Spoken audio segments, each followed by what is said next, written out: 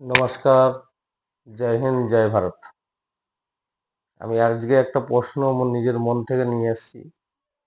সেটা হচ্ছে ইস্কন মন্দির। ইস্কন মন্দিরে যা মানে মানুষ দান করে, সেই দানের হিসাবে যদি ইস্কন মন্দিরের সর্বসর্বরা যদি চাইতো, আমাদের পশ্চিমবাংলা একটা এইমস হসপিটাল হয়েছে।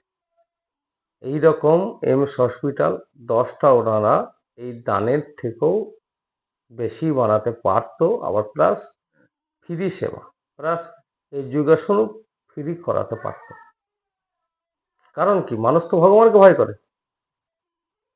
ভগবানকে ভয় করার জন্য তারা দান, সত্যি কথা দান করে। তাতে কেউ যত কম বেশি হোক 10 টাকা নিচে আজকের দিনে আর কেউ দেয় না। তারপরে ইস্কন মন্দির আবার কি করেছে, মায়াপুর যেটা, আপনি তো খালি পায়ে যাবেন না। চপ্পলটা রাখার জন্য একটা পয়সা নেই, ফ্রিতে আপনাকে খেতে দেবে না। প্রসাদ দেওয়ার জন্য আবার একটা পয়সা রেখেছে।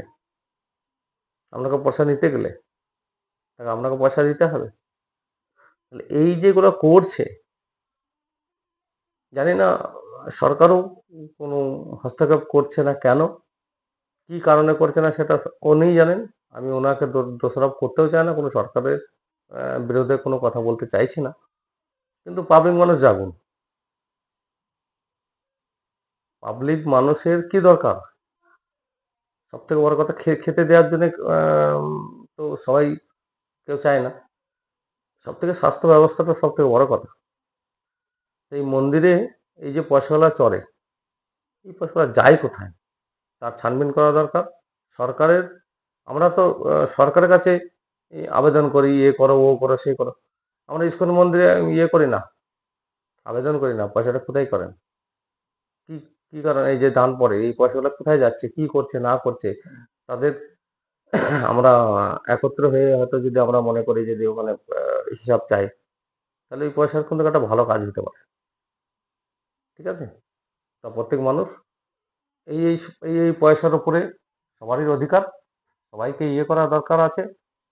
আর সবাই চিন্তা ভাবনা করুন। আর আমার ভিডিওটা যদি ভালো লাগে, সবাইকে শেয়ার করুন, সবারই কানে কানে পৌঁছিয়ে দেন। জয় হিন্দ, জয় ভারত, জয় মাতা।